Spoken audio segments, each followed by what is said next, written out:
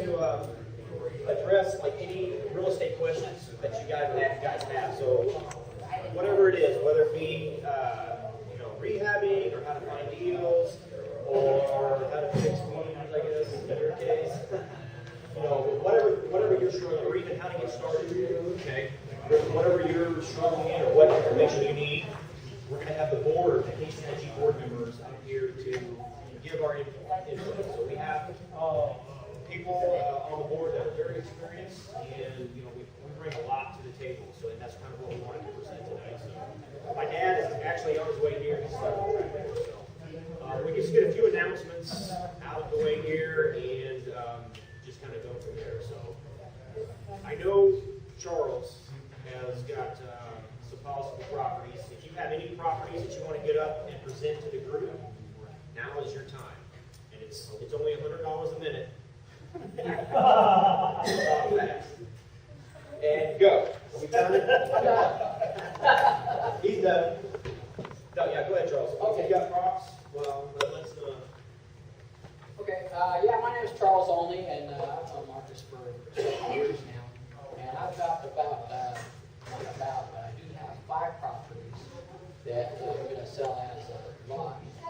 And 3 out of the 5 are currently rented. One's going vacant at the end of this month. Well, out of the 2 that I'm calling vacant, one's going empty at the end of this month, and one is I'm working on right now.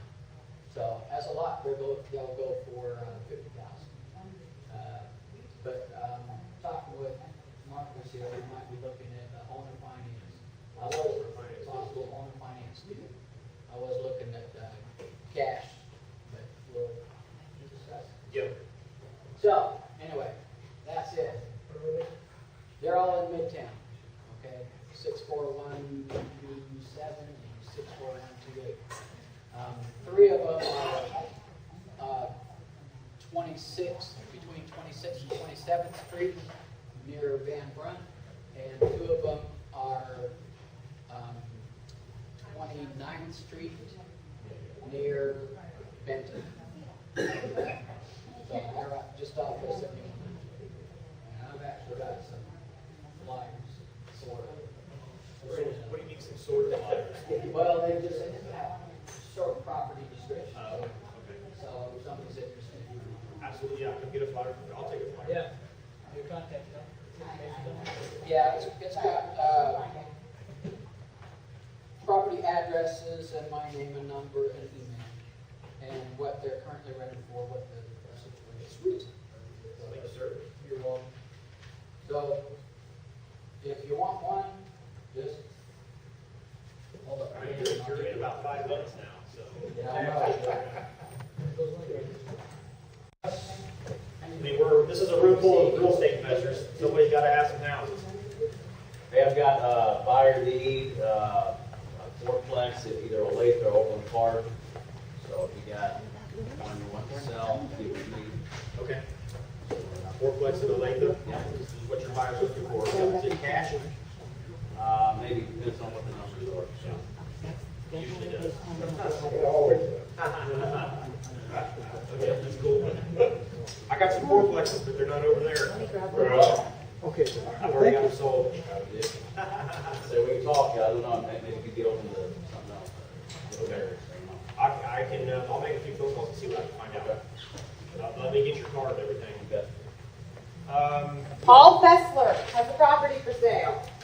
He's got flyers on the back. He's hard of hearing, so I told him I would announce it for him. He's got a property at The perfect person to speak for you. He's got a property at 3011 West 44th Avenue in Kansas City, Kansas. He is selling it direct himself, cash only. Every reasonable offer will be considered. Take a flyer, Google it, give him a call.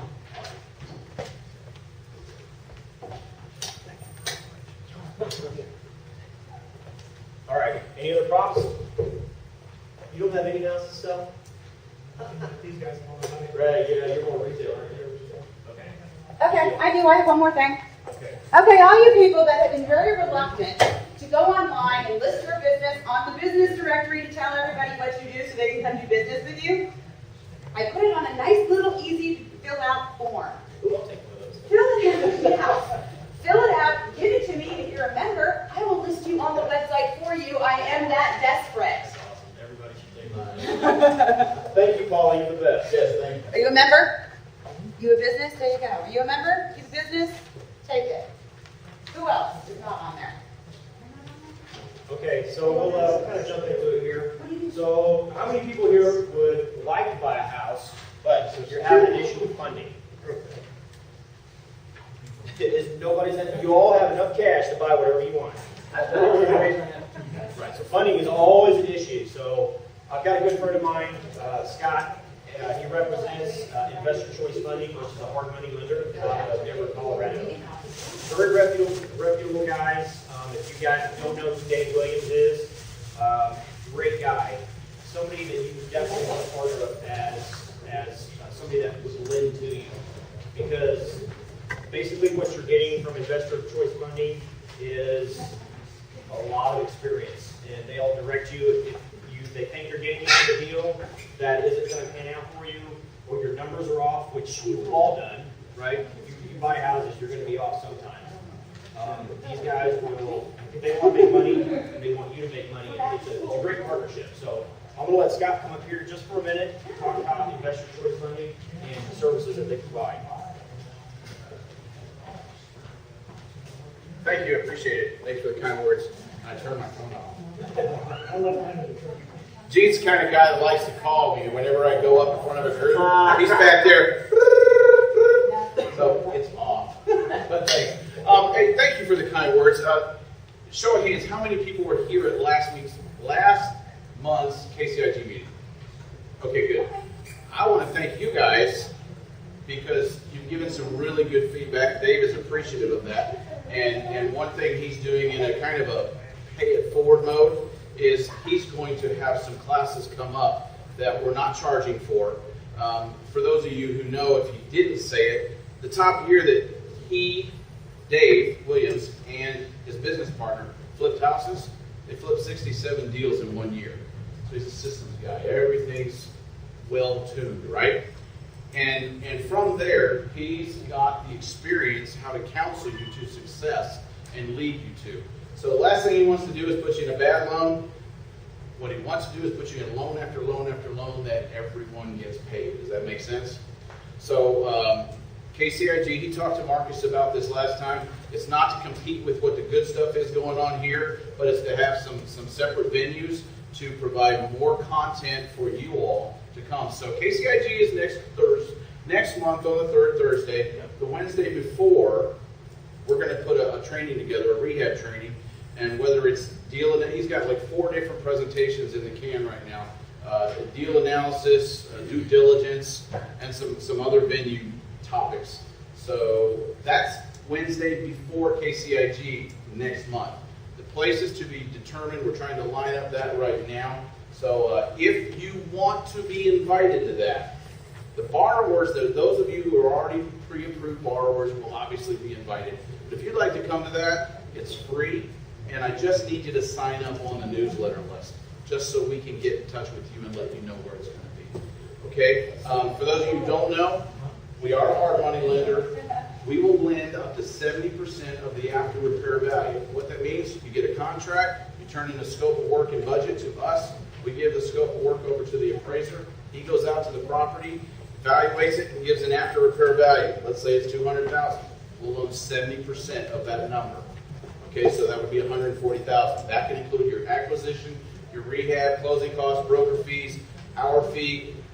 Technically, you buy it low enough, you can get in for no money down. If your numbers come up to 71%, you got to be 1% to closing table. Does that make sense? Okay, I won't take any more time. If you do want to be invited to that free class next month, please sign up. Thank you. Awesome. Well, glad you wrapped up because we were charging you $100 an hour. Right on. So, I forgot to hand these out. I'll tell you what. If you have questions, I don't necessarily have to give you a piece of paper, but if you could write them down on your own, anything real estate related, you can ask the board when we get up here, and it'll just be kind of an informal type thing. So So Kate, we are working hard to like bring value to you guys. So we do have some other networking events that we do kind of throughout the month that are a little bit less formal than normal. We do a coffee the first Saturday of every month, and basically just different coffee shops. Let me think of the October's is going to be Canara and Westport. okay, Panera Westport, 10 o'clock to 12, right? Yeah. Are my numbers right on that? Or 10 o'clock until whenever we all leave. Right. Yeah. It's time to go over. So. Sometimes it becomes longer than 12. It's the same kind of concept. You can bring your questions, bring your deals, and I can tell you right now, if you want to be a successful real estate investor, you cannot network and get your name out there enough. Okay, so especially being around like-minded people. You know, if you're new to the game, you're going to have a lot of fears and a lot of worries and a lot of questions, just like I did when I got into it. And having experienced people, getting to know people like Scott and Dave and people that are on the board is going to save you thousands and thousands of dollars. Okay, trust me, because I've made all those mistakes. So, do we have any other announcements that I had missed, or I guess not? Okay. Do we have any questions, real quick, about what we've talked about so far? I answered every question in the world. All right. Well, we'll see you guys next month. That's crazy. Okay, so if I could get the board members up here, we're just going to do a quick introduction. Let them talk for 30, 45 minutes apiece. And then we'll... I didn't realize the meeting would run. Maybe not that one. Maybe just a quick introduction. All right, so if you're a board member, let's go. They're used to sitting around time.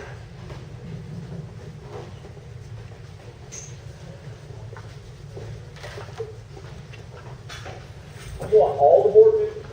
All of them. Except Roeland. He's one of the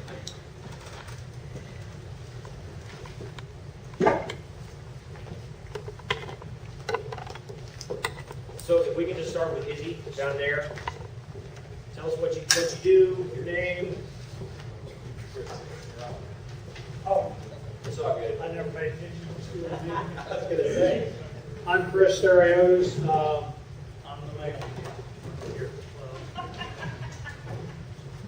about it. I mean, I don't brag about nothing. I'm just, Do you own any houses, Chris? Do you buy houses still? oh, am I supposed to like tell you whole? Just a little bit. I mean, what do you do? Well, we just buy houses. I don't normally sell them. I have bought a few, sold a few, rehabbed a few. But I pretty much buy and hold. Been doing it since 1982. Back in them days, it was hard enough to bind. You couldn't get financing. Well, you couldn't get it through the bank. Some of the best financing opportunities was back when Uncle Jimmy was in office. But anyway, we just buy them and hang on to them and rent them. How many properties do you currently have that you're renting? Sometimes too many, other times not enough. So, we have any landlords or want to be landlords? I can tell you one thing, if you buy enough houses, ask Charles, you're going to be a landlord. You're going to be a landlord. So, good landlord questions for Izzy. Okay, Bill, you're up. Talk about a tough act to follow. Chris is a good speaker. I'm not as exhilarating as he typically is. I've been with this group a long time. I started in the late 80s when the media was saying real estate's a bad thing to be in. Well, they were right if they were talking about commercial real estate because we were overbuilt. But residential was a good place to be. And we did it for a little over 10 years. Did real well, primarily in the old Northeast area, and got out of it for a variety of reasons. I had a lot of family issues, the sandwich generation of a teenage daughter, blind parents, and all that. So I got out of it for a while. And now that I'm not working for an employer, I've gotten back into it, but I'm doing something a little different. Technically, what I'm doing is not real estate. Real estate is immovable property. I'm dealing with mobile homes now, buying and reselling mobile homes. They're technically personal property, so the rules are a little bit different. What I'm finding, instead of being a landlord, rent, we sell everything. It's more like a business. It's a Schedule C on your tax return type business. I'm buying and selling, always looking for buyers, and when we have enough buyers, then we have a problem, we don't have enough properties. So it's getting the balance of enough properties and enough buyers.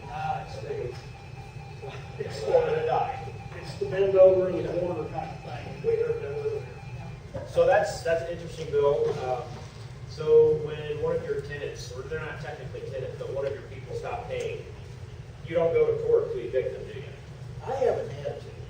And the person I learned from, Mike Piles, he's a member, I haven't seen him for a while. He's done this for about 7 to 8 years. And I asked him that question. And Mike said he's never had to evict anyone. When they stop paying, they either leave the keys or mail them to him. I think he said one time they forgot, so he had to snap the lock. But that was the worst he ever had to do. And usually, he got them back in reasonably good shape. So then he would resell them. I haven't had to do that yet. So when you're buying mobile homes, it's actually like a car title. So if you have to take it back, you're basically repoing the mobile home, which is a much easier process than actually taking everybody. And the reason I'm doing it is because the return is very good. It absolutely is. I'm an accountant by trade, and I like return on investment. So I look at that. And that's the only reason I'm doing it, is because of the return on investment. So how many people here, like how many people here do we have that are like wanting to get started in real estate? Okay. So let's just spend just a couple minutes here because I think this is very interesting and go over some examples of like returns that you can get, possible returns, right, that you can get on mobile homes. Okay? I'm finding, and it could be because of the economy, it's bad, everybody knows it's bad, and there's no reason to believe it's going to turn around quickly. Everything's in place to keep it suppressed for a number of years. So we're staying with low end. These are not, you can get real nice double wides that are as nice as a home. We're staying with usually, everything's been single. I've got one of them that's really pretty small. It was a 1962 vintage where some of the furniture most of these have would not fit inside. That's the way people lived in the 60s. Yeah, it's technically not an RV, but on today's standards, it's just an RV. So we're staying with the low end, and I try to buy them when somebody needs to get out when they need cash, because most of these people do not have any money. So we'll pay cash, but we don't want to pay more than $1,000, depending on the condition. We bought them as low as $500, $750. You need quite a bit of work, flooring replaced, and some of that. And we try not to have more than $3,000 or $4,000 into them. And we'll sell them for around $9,000 to $10,000. But the kicker is, where that sounds like a big profit, it has to be payments. We have to keep the payments around $200 a month because most of these people can't afford much more than that. So it takes time to get your money back, and that's the downside to it. When we sell it, if we have $3,000 into it, we sold it for $9,000. You say, well, you made 3 times as much. That's what you pay taxes on in the year you sell it. But you don't have that money for a while.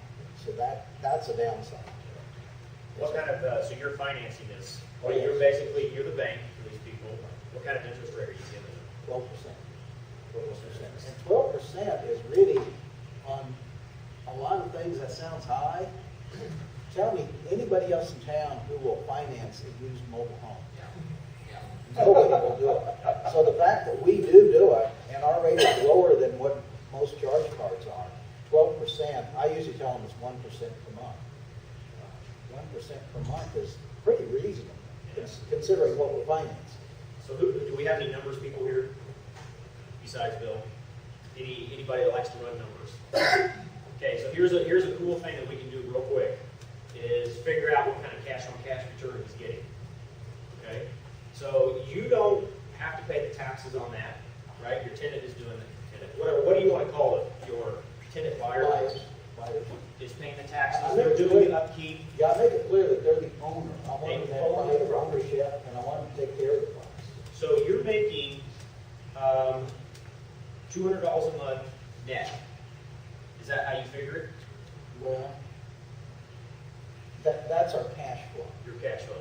But see, we put a few thousand into it. No, I'm talking about the money that you're bringing in every month. It's basically $200, right? Okay.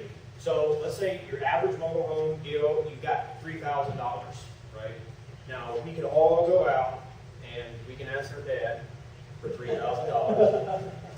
And we can all, has. and we can go buy mobile homes, okay? So let's think about this. You're making $200 a month, okay? You put that in your pocket. Multiply that times 12, right? What does that come to? 2,400. You've only got 3,000 into the deal, don't you? Okay, so all you do is you divide your net cash flow into the amount of money you have into the deal. That gives you your cash on cash return, which is going to be, what, is that 85%? 80.8. 80. That's an 80% return on your money. So think about that when you have money in CDs. What are you making? Well, we have, Casey, how much are we making in CDs? 0.5? Yeah, it's, less than 0.5%. Okay. Okay, let's say a good money market account. What are we making today on the money market? 1.5. So you can do this. You can do it very low risk and make an 80% return. I mean, that's almost up there with Warren Buffett, right? So and those are very realistic numbers for mobile homes. Do you require a down payment, and if so, how much? I like to get 1,000 down. Some See, of that improves. That improves your, go ahead. that's what I like to get. Right. Most people don't have it. Most of the Right. people we deal with are really pretty desperate. Typically, you can get 500. I try to get You find 500. I try to do that. If I'm having trouble selling one, I'll sell it for a couple hundred down. So, yeah, no, absolutely. Okay, let's say you get $500 down on that. You're into a 25. That's 100%. You get all your money back in 1 year, and it's pure profit after that. So, How much are your lines? It depends on the park. On the one, Are you in multiple parks? most, Are you in multiple parks? we're in two. One of them is 270, the other one's 210. And we're trying to get into a third one, and I believe it's 270. Let's build your own. so let me ask you this, Bill. Build their own, yeah. We've looked into different ones, and they all have an awful lot of infrastructure problems. When you look at them, they've got trees that are overgrown, which that's a liability falling on it. You've got power lines that have trees over them and could fall easily. Some of them don't even stand up straight now. The water lines not this last summer, but the one before with all the drought, they had a lot of broken water lines, so they were always working on it. And one of them that we work at, been very few times we've been there where they didn't have somebody pumping the sewer. So there's an awful lot of infrastructure issues in buying. I would just, anybody thinking of buying one, be careful of that position. So Yeah, due diligence. is there a title with trailers? Of what? Is it a true title? It's a car Yeah, type. it looks just like a car type. And I guess that's another issue. Most of these license bureaus don't know how to do it. I took one in and, see, there's no sales tax on it. It's an $11 transfer fee if you do a mobile home. There's no sales That's tax. why you're not dealers have. Right. Now, I went into one and she kept arguing, so I asked her to ask her supervisor, and she came back and said, okay, you're right. And then there was something else she didn't know how to process. And this was a state license bureau. She couldn't process a simple mobile home transaction without twice. And we went to another one that they just simply couldn't, the supervisor didn't know how to do it. So there is a place on Gillum Road, a guy that's set up in business that he does it. It costs, I think instead of 11, it's about $25 or $26, but it's almost worth it to have somebody to process it for you and get the title done. Being that you have a financial background, do you look to the future of you building your own park or owning your own park? We've talked about it. I've only been doing this about a year. So we've talked about it. Building anything's pretty expensive, but the ones that we've looked at have so many infrastructure problems that it almost scares me. Well, that's why I asked, because it's no secret that one done right is a cash cow. it's no secret. And if you can overcome the infrastructure, right, you've got something. And whether you build it for your own legacy or you build it to sell, it's, what, Gene, what was that, 270 you said the lot rent on one and 210? Yeah, 270 on one, 210 on the It's more to rent, I mean, from what you're charging, it's more for the lot rent than it is for the, so, that's a big deal. Well, if I had some kind of contact, somebody that was really good with infrastructure and had heavy equipment and could maybe be a partner or some kind of affiliate on it, I'd be more inclined to do it. I think I know the guy, and he spoke here several years ago, Ottersburg, right? It's a self-storage No. unit, Scott Ottersburg. Yeah, Doug. Doug, that's it. Maybe, maybe not, but He, you talked whenever, he said, the thing to do, in his opinion, after you start building the mobile homes, he goes, dirt. He said, because people can't tear up the dirt. And he's right, but the infrastructures are costly, and the zoning, I would think, would be an issue too, depending on the area. At that time, when he gave it, I was working a regular job and didn't have time, so I didn't think I would ever do it. This has just been a recent Right. opportunity, and the only reason I'm jumping on it is because of the rate of return. well, and to your point of cash flow, that's what Rich Dad teaches some of the brand new students, is go out and do a finance deal, owner finance on one of those, and have that little bit of money coming in as your seed money every month to do something with. Absolutely, yeah. A big question I'd ask myself too is, am I gonna get an 80 to 100% return on my money by doing the park? You know what I mean? I don't know, you'd have to look at the numbers, but that's honestly, that's what I love about real estate. Even technically, I guess that's not real estate, but it's investing. There's so many entry levels that you can get in this. If you get connected with the right people, you know what you're doing, so. Some of the older parks too will have inadequate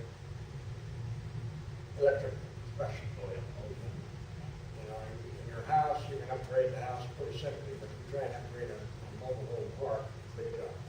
That and all the underground, but drainage, they all seem to have a problem with the drainage and sewer. And Kansas City's having an issue. The reason our water rates have gotten so high, the EPA is leaning on Kansas City. They've been doing this for a number of years when I was working for the city.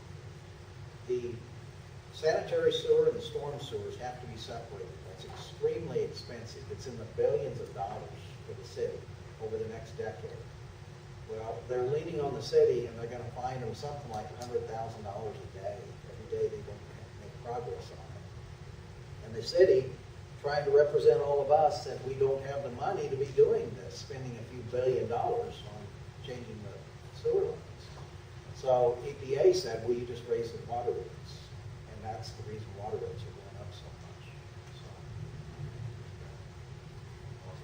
yeah. And anybody else, like Raytown or Gladstone, anybody else buys their water from Kansas City, so that affected too. My question is, you talked about financing the home itself, but what about the lot? If a person can qualify for the home or what you're qualifying the home for, they still have to go through qualification for that lot, for that park, right? So that finance is determined or contingent on them getting the approval for the lot, correct? And what we've been doing on that, and that's a real good question, because how do I know this person's background? Because when they start talking to you, a lot of times what you see isn't what they are in reality. Well, the mobile home park has a system set up. They do a background check. It's all on them. It's up to them to pay for it. And if they don't qualify, the manager tells them they don't qualify. I don't even have to fool with them. So you kind of use them as your background check. And if they come out clean on that, we haven't had any problems. So the way you would say is, okay, you've got somebody who wants to buy, and they're going through the process, that's great. This is the park you want to go to, now you got to go to the owner of the park, or the manager of that park, and you qualify for that lot, and then we'll go ahead and sell you this house. Now, is the house is already on that certain lot, there's no movement of the homes to a different park, or? I've never been involved with it. So. He's never bought one that was in good enough shape to get You can't, they're not legal on the street, are they? There's an element of truth in that too. Some of them are in pretty rough shape when we buy them. Some is ours. Yeah. That's great. thing, idea on that too, would be if I, rather than build a park, we get some governmental interference in moving a mobile home into a more normal house. But by law, push it, they have to allow mobile homes in places. And I'd rather buy a lot and develop it for $270 than make that giant leap into mobile home park. All right, you're up, Dennis. Okay. I've been part of the group since the early 80s, probably. When I first got into real estate, I took the Lowry Nickerson investment course, and then for 3 years, my brother and I bought and sold rehabbed houses, different parts of town, Wyandotte County, Olathe, east of 435. Since we were new, that's back in my mid-20s then, we couldn't hire the work done, so by necessity, my brother and I just learned how to do stuff, got our hands-on experience there, fixing up rehabs. Back then, we could buy these FHA and VA no-qualifying assumable loans, and so that helped us get started. His friends had skills too, so they, gradually, that was a good way to learn about what goes into fixing up a house, what the costs are, keep it on a smaller scale. It's not a bad idea for someone starting off to do a little bit of that, but certain people just don't have any inclinations towards getting their hands dirty or maybe because of their age, whatever, they shouldn't be up on a ladder.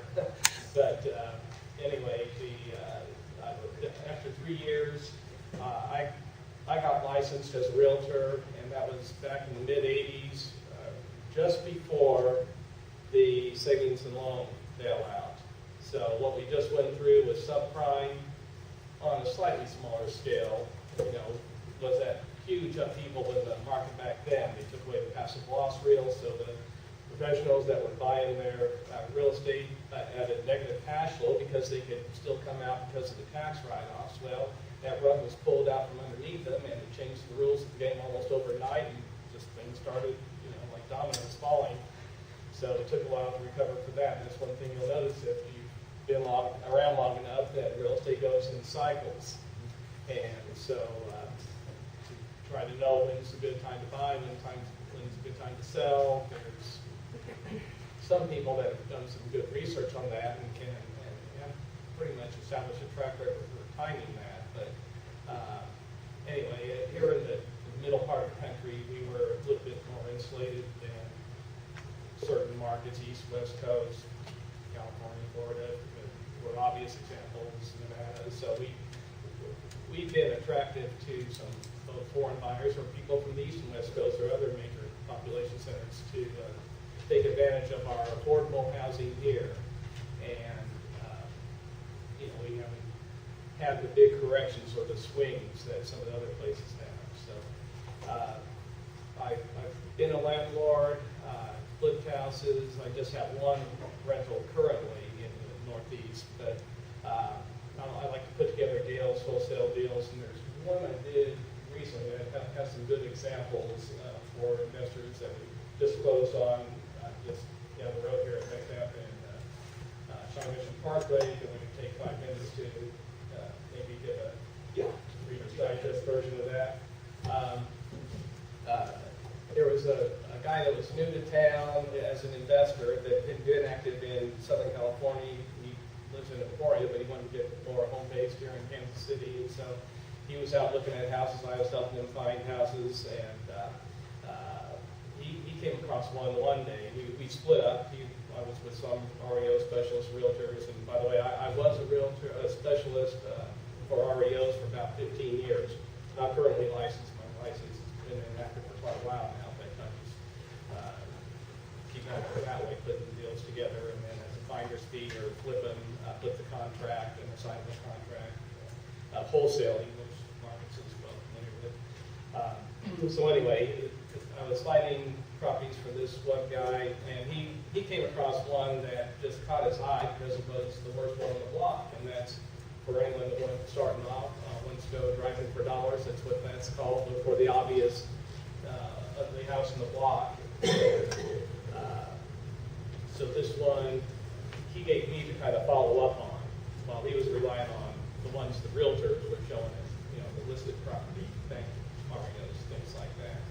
And so, anyway, he got involved in a number of projects, some I put together with him, and then I just kind of put this on the back burner. Every few months, every 2 or 3 months, I go by the place, and it just kept getting worse and worse. The notices from the city kept piling up. The door was plastered with weed violations and things like that.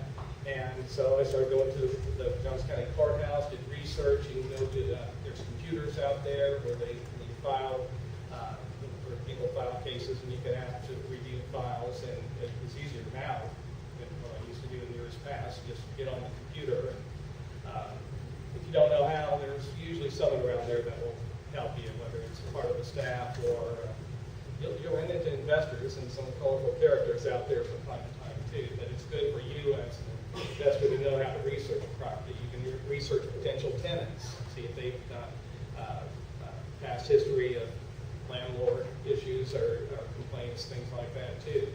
So whatever county you're active in, kind of get familiar with what's going on down there at the courthouse.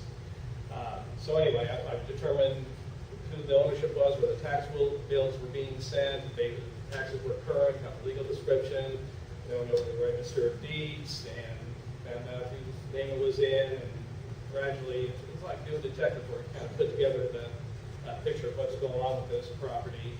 And so it turns out it hadn't been lived in for years.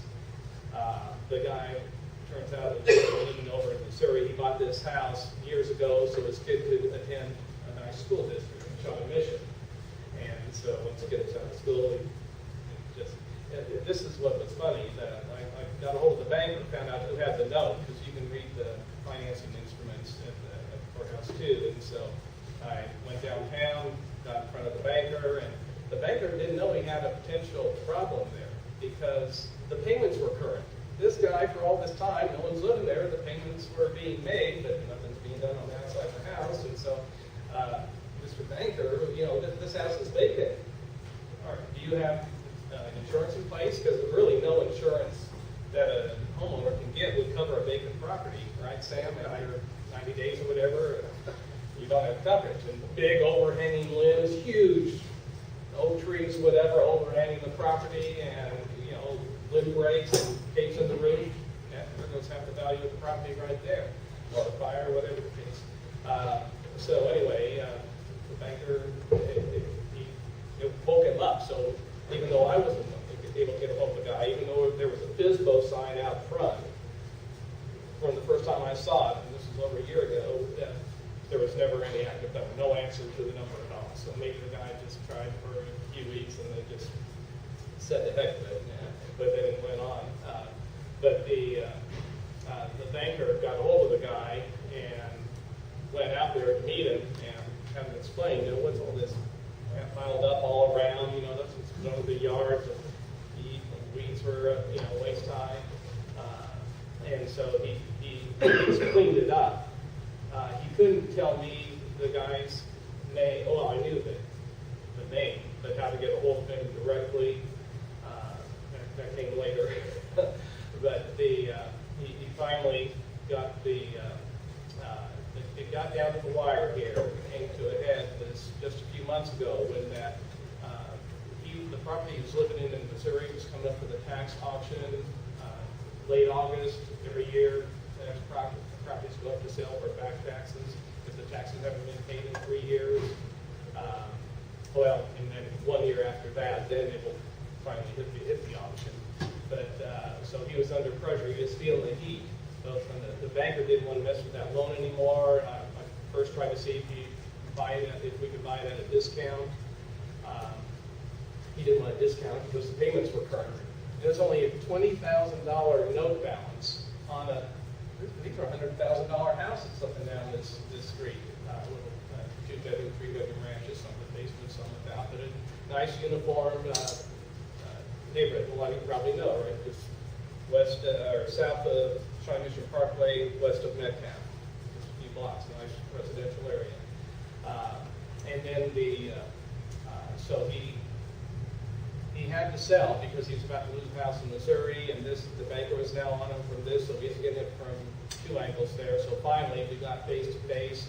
We met him over there with, there's a guy I know from KCIG I've done deals with before, brought him properties. He specialized in a niche of selling properties to foreign investors, by the way, which is a topic for a different time. Maybe we can get his thought this about that. But anyway, he was looking for inventory. This was a good prospective deal for him. We asked the guy, what do you need? And the timing was perfect. We got there right after a guy that's here sometimes, the We Buy Ugly Homes guy. Yeah. And so I told the owner of the house, call us right after he leaves, and we'll see if we can do a little better for you. So he got an offer in the 30s. Which I kind of expected it to be. But the guy needed, it turns out, mid-40s, about 47 to pay off the $20,000 loan balance, pay off his back taxes, and a few months in his pocket, and he's happy. So the investor I was looking at too, he said, we'll do the 47, because I showed him how the houses up and down the street were hundreds. There was a house for sale. I was 20s, didn't have a basement right across the street. So there's a lot of margin there. Even the fact that it had horizontal cracks in the foundation wall, turns out it wasn't as bad as it looked like. But anyway, we got the deal finally closed a couple weeks ago, and so a couple lessons there for new investors. Perseverance. Someone who's doing volume like you like to do, wholesaling.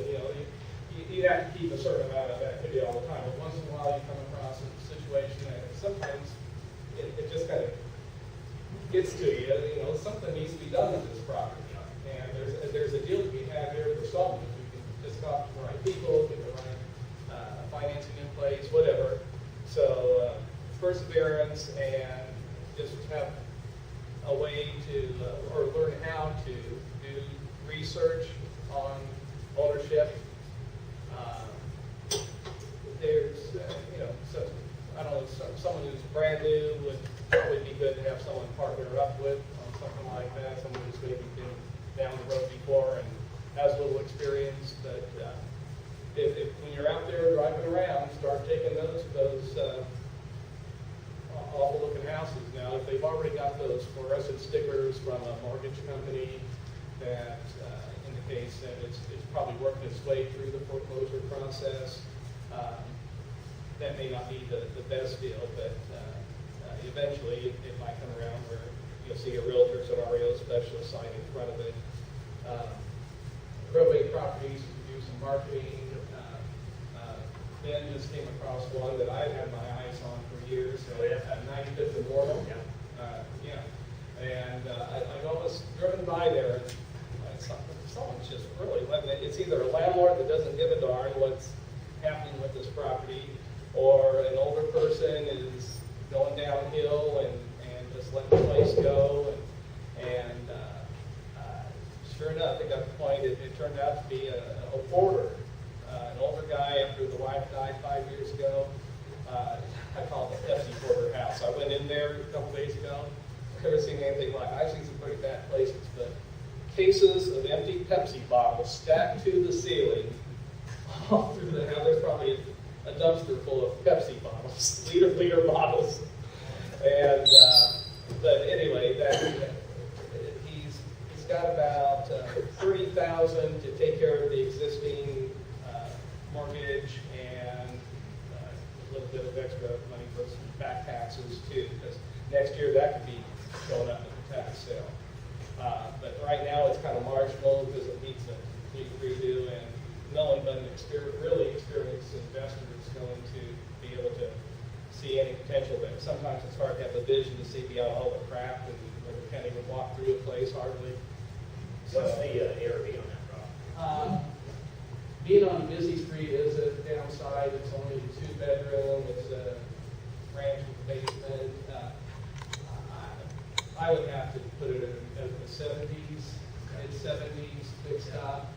But then need somewhere in the mid-30s to come out on it.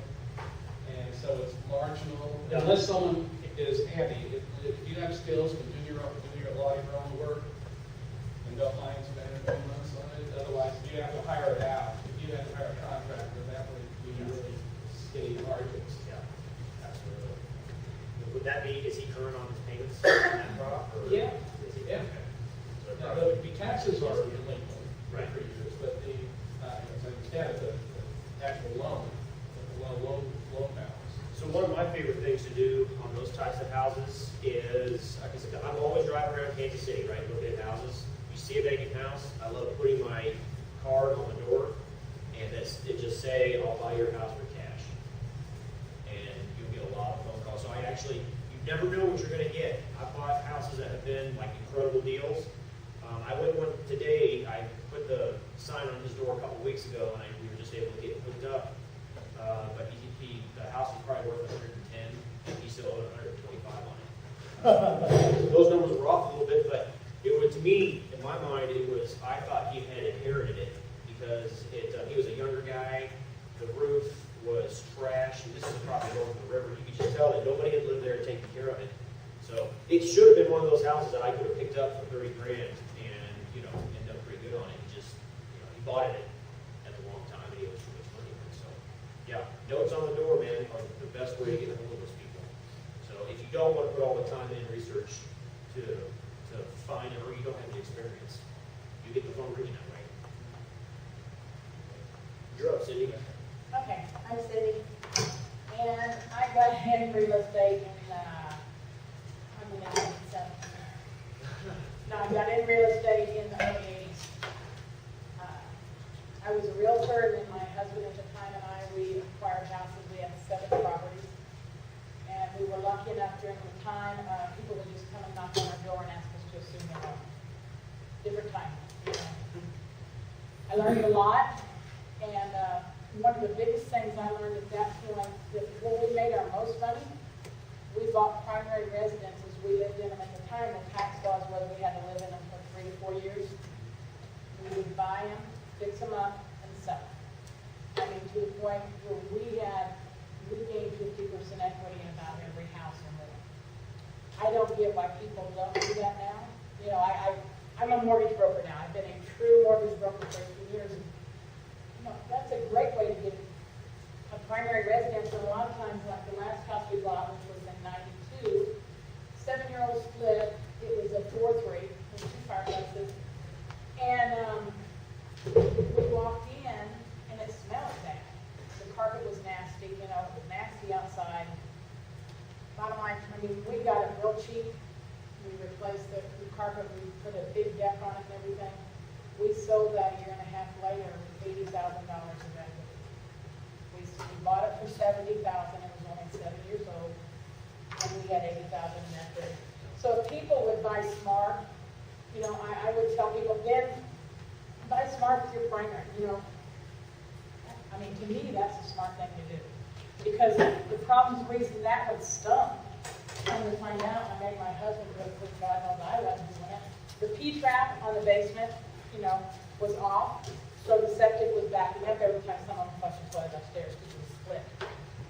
I said, Jimmy, we can replace that carpet. But those kind of houses, I don't get it. Now, as a mortgage broker, the last 12 years, I've been used to specialize in investors obtaining financing. And what I would like to bring to you tonight is what I see that they could have done different. Overall, you are not taught by anyone to analyze long-term, longer than 12 months or 2 days. You need to assign a risk to every property. And in that risk factor, it's higher risk. If it's higher risk, if it's not in a desired area, then you've got more costs associated with it, with your insurance and the taxes and everything.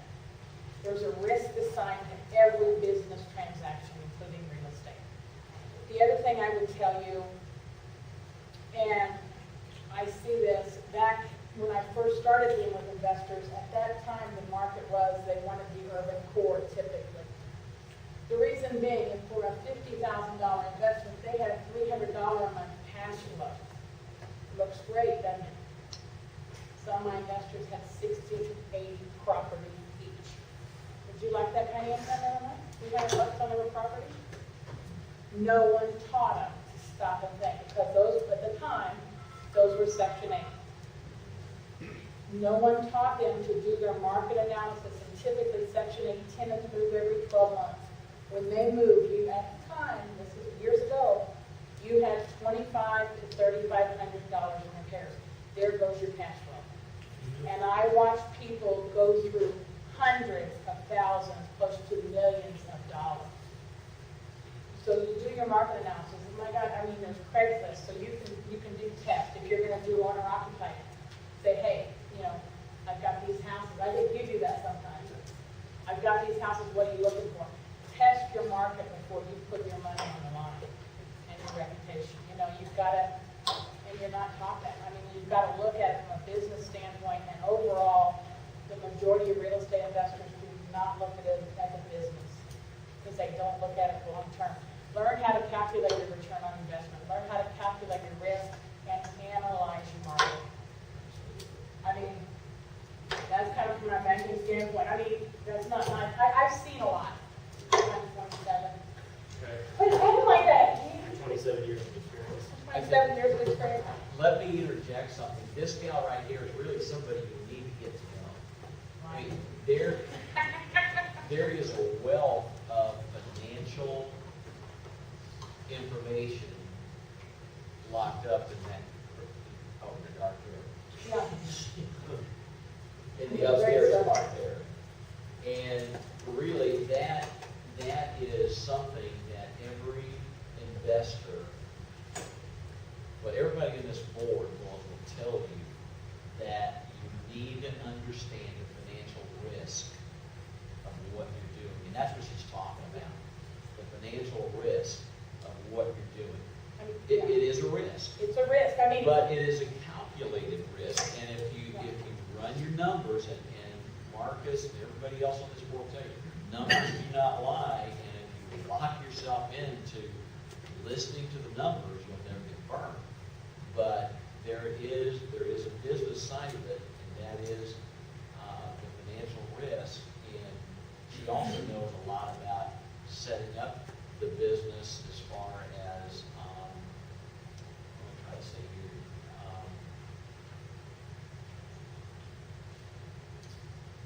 looking at your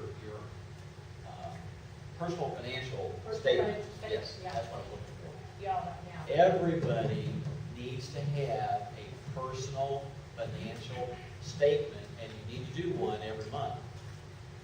Now, if you get used to doing it, it doesn't take that long, but it gives you a picture of where you are. I mean, a snapshot every month, and it's extremely important.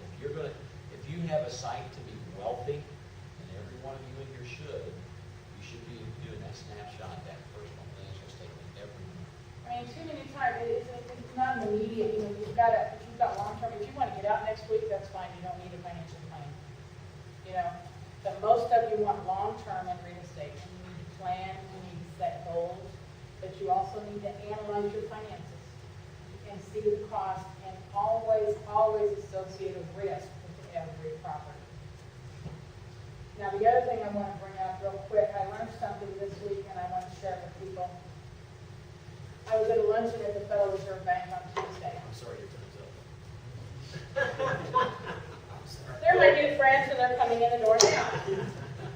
But they're, and I want to go into some details. The speakers were Federal Reserve. They were from Oklahoma, Texas, Omaha, Missouri. Okay?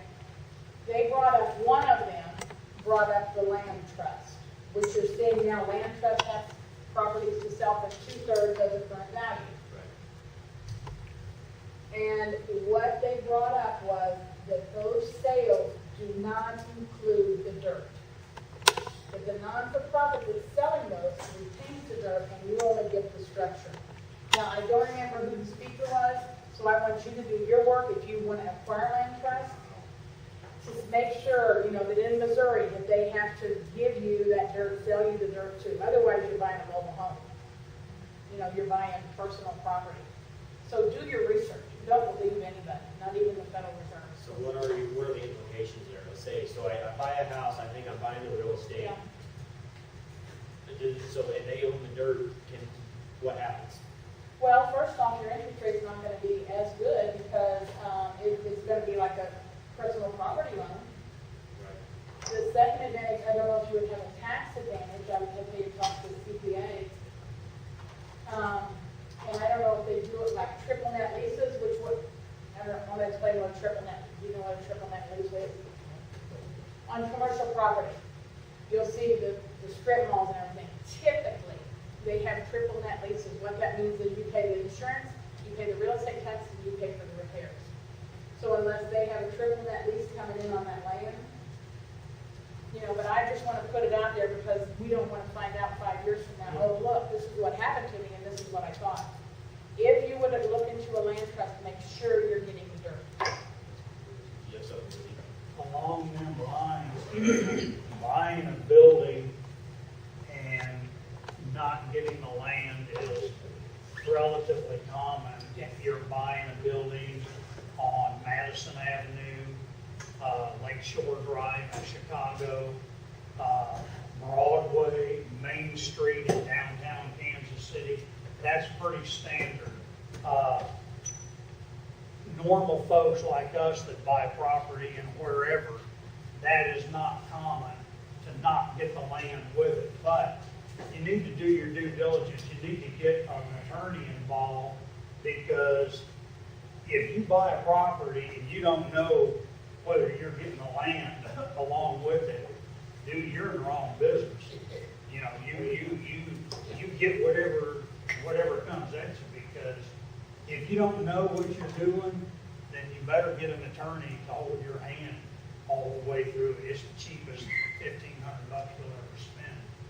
Because it's a lot less expensive to protect yourself before you get in than it is to extract yourself after you get in. Would something like that show up in the title commitment? Absolutely. But you have to know what you're looking at. I mean, Like a condo. yeah, be like a condo or lot. So I mean, in that aspect, condo or lots, that's okay, but it's like people, and they probably don't even understand, but they could have an interest, like, the Western Auto Builders, I believe they have an interest in dirt. Right. So yeah, I mean, just don't trust anybody, do your research, make sure you get your legal and your financial people, don't trust anybody. That's why we talk a lot about having your power team. So that's why we pay professionals to do those for you. So I have a bookkeeper that keeps all my books, which is different from your accountant too. Two completely separate things, which I just found that out within the last 6 months. So, but yeah, you have to have professionals. And I'll give you a good example. I went through the whole Rich Dad education, and they pounded in your head, never buy a property without title insurance. Best advice in the world. It was the very first property I bought. I got sued for $165,000 because there was a clerical error in some of the paperwork. I found it for him. Yeah, you did. Did I ever pay for that? No. So, if I would not have had title insurance, I would have had to get my own legal representation, take it to court, fight it out, and actually the lady from the title company, when I told her what was going on, I'm trying to figure it out in my head, how long is this going to take to clear up? She said, it could be up to 2 years. So, and I was freaking out, my first property, didn't know what to do. Fortunately, they got it cleared up within a week, because their rear ends were on the line. They got their legal team in, and it ended up being not that big of a deal. So that's why you always have to have professionals. Real estate is not just a one-person show. The more people you can get involved in a business that know what they're doing, granted, the more successful you're going to be. Can I say something positive now that I've been here? Yes. There is a lot of potential in real estate to make a very good income, okay? Just realize that. Just make sure you do everything you need to do. Because I've got it, now I have very few investors because my bar rose pretty high. But like my latest one was I had a gentleman purchase a house over in Johnson County in a low-end neighborhood. And within 12 months, he closed and made over $350,000 on one deal. Yeah. So there is potential. There's a lot of potential out there. But just make sure you do it right and you get the right professional. Absolutely. Yeah, that's great advice. I really like what you had to say about moving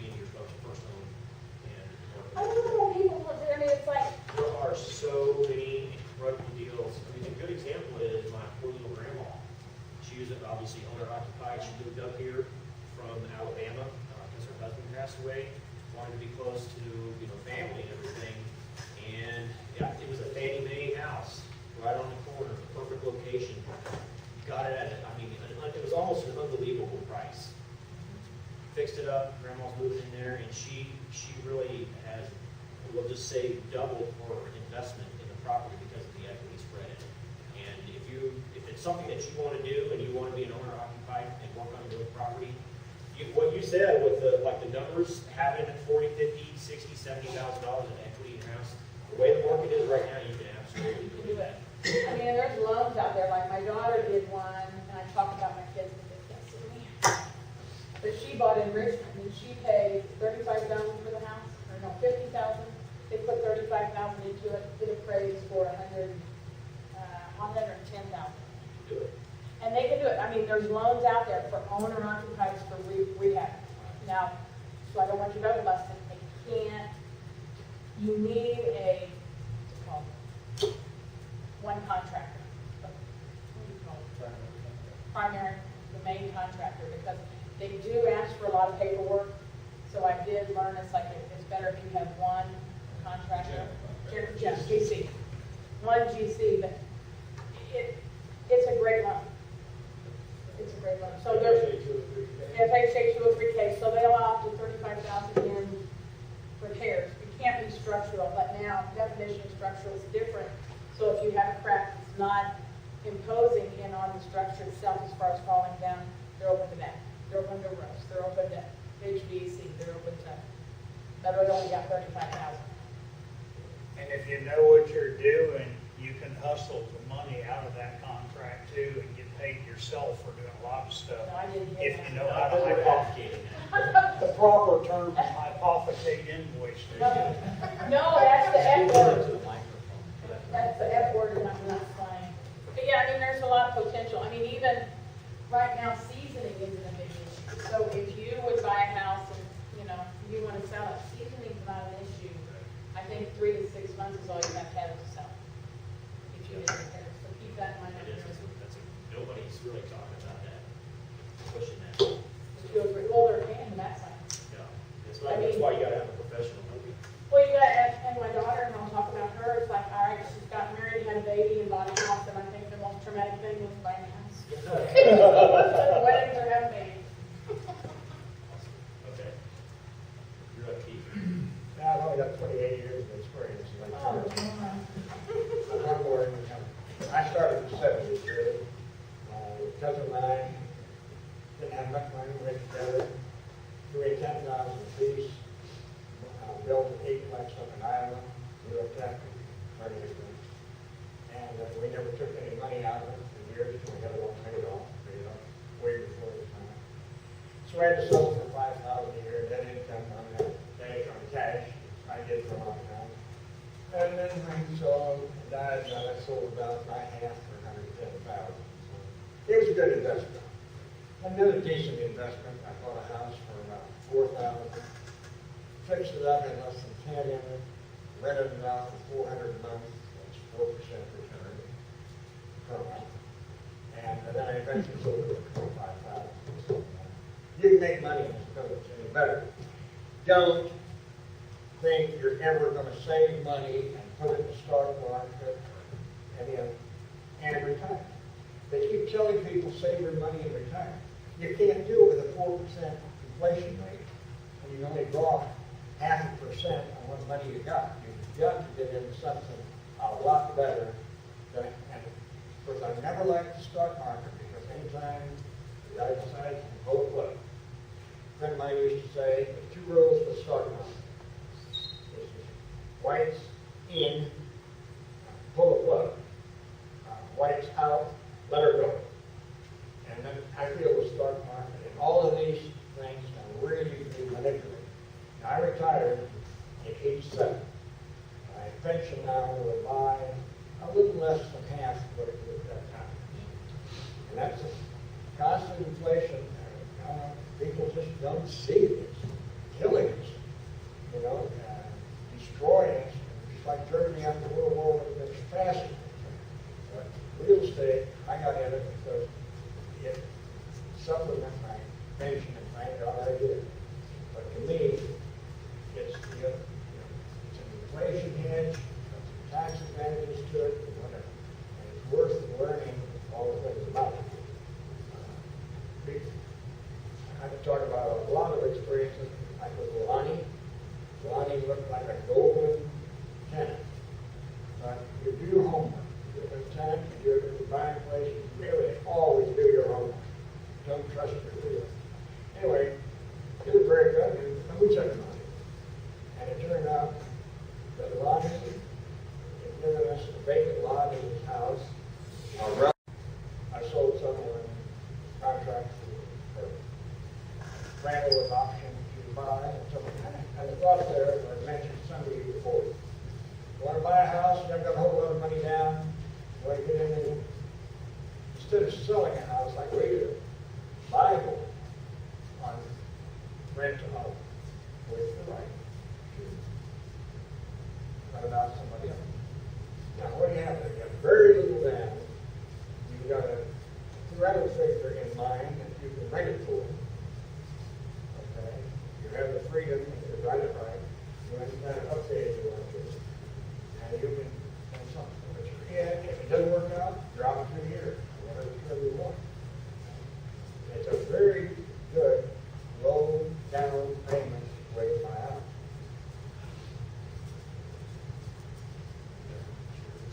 There's a few other experiences, but that's it. So, first property was 74, so I got some experience. So, We're out of time, huh? My name's Dave Taylor. I think most of you probably know me. I'm the one that I've got my mugshot plastered on the website, and I'm usually the MC for the meetings here. And I will say one of the reasons that I got involved with KCIG, and one of the reasons I accepted a board position and the president position here on the board, is to associate myself with like-minded, successful people, because that's who you will become like. If you associate with all the time with people who tell you it can't be done, why are you doing that, and they're always negative or pulling you down, you will accomplish a lot. So that's why I got involved with the board. I tell you what, it's been a real privilege.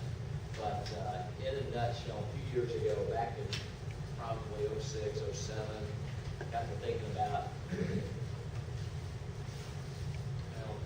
I'm 60, I'll be 62 next weekend. So back in 5 years ago, so was that 57, 56, something like that. I started thinking about when I retire, my retirement support, my lifestyle. And I like expensive things, I like nice clothes, I like to travel, I love Hawaii, I want to go to Australia, I like to do expensive things, and with my pension and support that, my 401k, my pension, so basically I called Marcus and my son-in-law over to the house, because I knew Marcus was a stonemason at the time, I don't know if he's still a stunner, but, and my son-in-law had a great position down at DST, and I know they both were looking for something else, so we started looking at everything that was out there, from multi-level marketing to, you name it. And the more we read the study, it just narrowed down to real estate. So, it just seemed to be the thing. And the upside of it was, the funny side of it, I took the same rich dad courses that Marcus did. We all took the same initial classes. And we went to a 3-day seminar, and I paid for that. And the second day into that seminar, then I realized that I was going to have to really pay for the technical stuff to learn how to do this. I was hotter than a firecracker. These guys were all over it. And they were scrambling, figuring out how they were going to pay for it. I went home, and man, I was blowing fuse after fuse after fuse. I already paid them once. They're asking me to pay them again. The But somewhere during, I slept on it, somewhere during the night, you know, I kind of chilled a little bit. So I went back the next day, paid for some classes and a mentor. And I tell you what, it's the best money I've ever invested. You know, it really was. The lifestyle change. And you can make money in real estate. It's not a get-rich-quick deal. Everybody up here will tell you that. This is not a get-rich-quick deal. You can make money. But if you're looking at it looking at real estate like an MLS thing where you know you stack people up and you're gonna make it rich up here. No, it's not the way it's gonna work. There's a lot of hard work, a lot of due diligence, a lot of applying yourself, a lot of sacrifice. Just the other night, I didn't want to go check on a property, but I got a call. And go check on a property. And, no, this was a real problem. Oh, really? Yeah. So, you know, but it's paying huge dividends. And I will tell you this, that my very first deal, I paid for my classes. I did. I didn't know fully what I had. Cindy got I called her up on my first deal. Well, actually, I got pre-approved through her.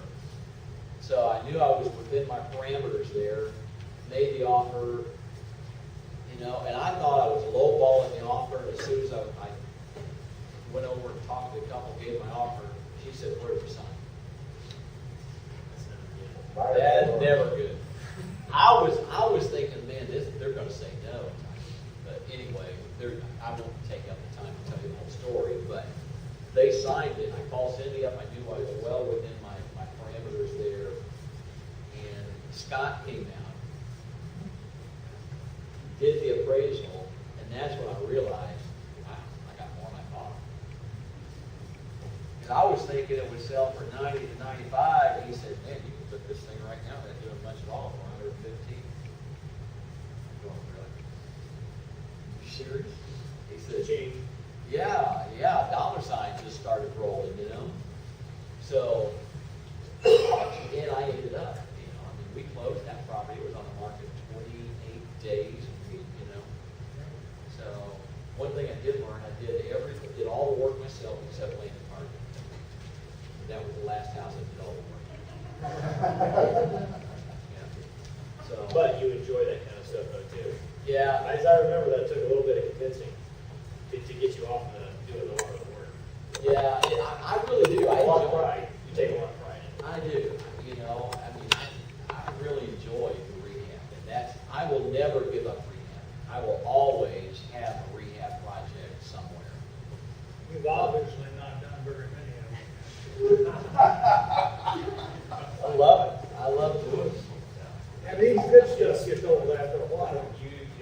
It's definitely a taste, an order taste. See, Marcus knows me. In fact, he was over helping me some, but he knows how I like to do that stuff. You know, it's just, especially the woodworking and the trim and that kind of thing. That's my cup of tea. I like doing that. And when I sell it, you know, it's like. So, but you know, I will say this: in this real estate company or market, you need to have your fingers in rehabbing, you need to have it in renting, you need to have it in wholesaling, lease options.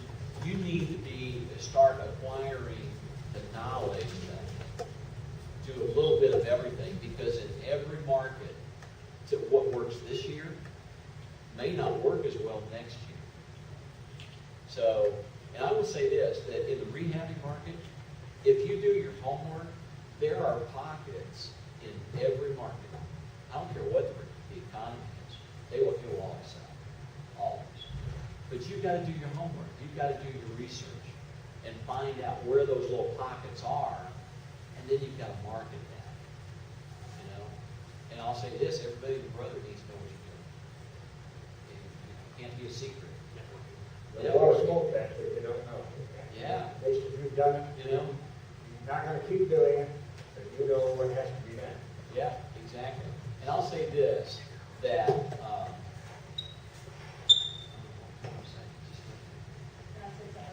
Yeah, go ahead. I'll try to think of it. It's not 25. Okay, something I would say, first-time investors, when they rehab to resell, a lot of them, you want to make your house average for that neighborhood. Don't make it the best, okay? Sometimes they had one guy buy one by the stadium. Lived in Johnson County, a nice house, but his wife updated that dang house over by the stadium with the marble and granite and everything. And I'm like, oh, hell no. It raises the value, doesn't it? No, it doesn't. You don't want to be the best house in the neighborhood. But yeah, don't make it the best unless you're going to keep your wife happy and live there, okay? I would say a notch above average. Yeah, not good. You know, because here's what you have to ask yourself if you're going to sell the property. Why are they going to look at my property over all the others that are out there? So there has to be a distinction. But Cindy is right. In a $70,000 house, you don't put rent. Not You where put- your wife's going to be wrong. Yeah, you put real nice formica, something like that in there. You know, you do a good job. But if you've got $150,000 house, yeah, you put travertine tile, you put granite countertops, 60/40 sink. You make it so that the kitchen and bathroom, when the woman buys the house, the guy pays for it. Just know that. So when she walks in, and that's got to be a jaw dropper. But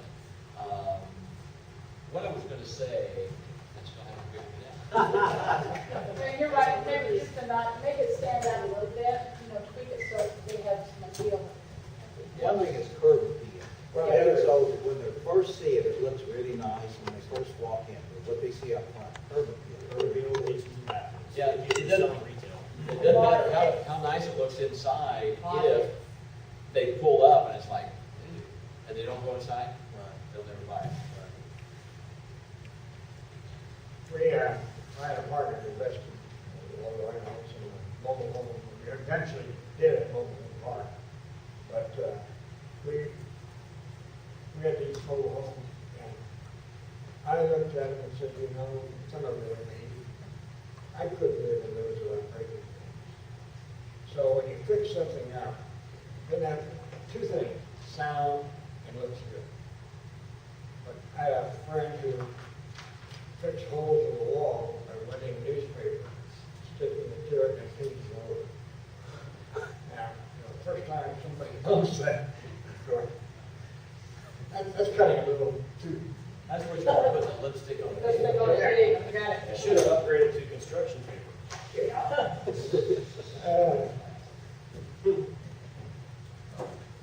Cool, so does anybody have any questions for the board of members? Yes, I became a member about a year or so ago, and then I attended some of the meetings here, and they were quite interesting. My membership expired, and I'm just renewing my membership here tonight. And I enjoy hearing the different aspects of real estate from the distinguished panel up here. And my question is, I talked to Miss Cindy earlier, and she gave me some good information and everything. I told her I wanted to be here, so I brought my wife with me. And first of all, I'm glad that I haven't attended this meeting in spite of all the inclement weather out there. So I wasn't going to let that stop me, but I wanted to be here. Are you the one I talked to Yes, earlier today? yes, I'm the one. Nice to meet you. Yeah. And my question is that, first of all, I'm totally new to this as far as investing. Now, I have my email address, and every now and then I get this Dean Graziosi, and he has information, and he gets on my email, and I'm reading this stuff off of my email about what Dean Graziosi is talking about, his advice and all this other stuff. But to me, it's more like a rah-rah situation and everything. So I wanted to go beyond that. And that was one of the reasons why I wanted to become a member of this organization and to be with people and to get with them and to flesh and blood instead of just reading something on an email from Dean Graziosi or whatever. So when I did buy one of his books a few years ago, but I didn't quite understand the aspects of the book that I read from his organization. But I question is that how does one like myself, starting from ground zero, get involved in certain aspects of real estate? Now, I took some notes here that said something about entry level, or as far as trying to get what would be the best entry level for somebody like me. I'm ready to have a partner, my wife and I. Very little income. We just started a little Social Security, and I got a little annuity, and that's about it. But I've always been interested in trying to get started, and I just didn't know who I could latch on to get me started from ground zero, because I believe in learning something from step A, B, C, D, and all the way through. So my question is, what aspect of real estate would somebody like me get started with? Fantastic question. Is there anybody else that's in that boat? You are? No, I was going to answer his Quit question. lying. Well, I've already taken some classes, Right. and I've been out there trying to do some home selling. Okay. And I haven't got my first deal done yet, I just having homes getting property low enough to be able to get out there to my other investors, Okay. you know, withdraw the profit off. Yeah. So that's where I'm kind of stuck right now, is trying to find the right properties for the money. Okay. Additions. Yeah, that's always it. The hardest deal you'll ever do is to be your first one. Yeah. So I can remember trying to get my first one. It probably took me 3 or 4 months before when I actively started doing it, because I didn't know what I was doing, until I actually found a deal. And I actually, my first wholesale deal I did, I sold to Charles. So. I need his information. He's moving to Florida, so you don't want to do it. No, so okay, that's a fantastic question. So what you have to do, I love the advice, you have to think of this as a business, okay? So if you are new business owners, is what you have to think of, okay? The best thing you can do is come up with some kind of business plan for yourself and set goals. Because if you don't know where you're going in this business, trust me, you'll never get anywhere. So I'm a huge proponent. Go ahead, Zeke, you want to talk. Oh, well, no, I'll finish up, but I was going to answer what he was going to say there, right along with what you're going to say. My suggestion to you would be stick around for a year, absorb all you can, because where you're at today, a year from now, you're going to be asking questions from a totally different level. Read and study up everything you can, because what you do today or what you do next year might not even be. If you think today you want to do this part of real estate, a year from now, if nothing changed, which it will, you're probably thinking something completely different. If you're renting an apartment or something now, the best thing, something I would consider doing is what Cindy was talking about, what Keith was talking about. Go in there and sign up for a rent to own, but make sure your contract is such that you can do, what you want to do with the property. Because a lot of them rent to owns, them folks are not knuckleheads. They got that contract. If you buy a rent to own from me, you're not going to get a contract that lets you sublet that property. I guarantee you, it ain't going to happen. So know, get an attorney, whatever, but know what you're going to do there. But that would be a good, quick way to get your own house. And really not have, like what Keith was saying, not have really a whole lot tied up in it. Get you a couple of years of making payments on time. You got a track record behind you. If I had a house that I had a tenant that never missed a payment, in fact, I've got a guy that's never missed a payment. He's been there about 3 years.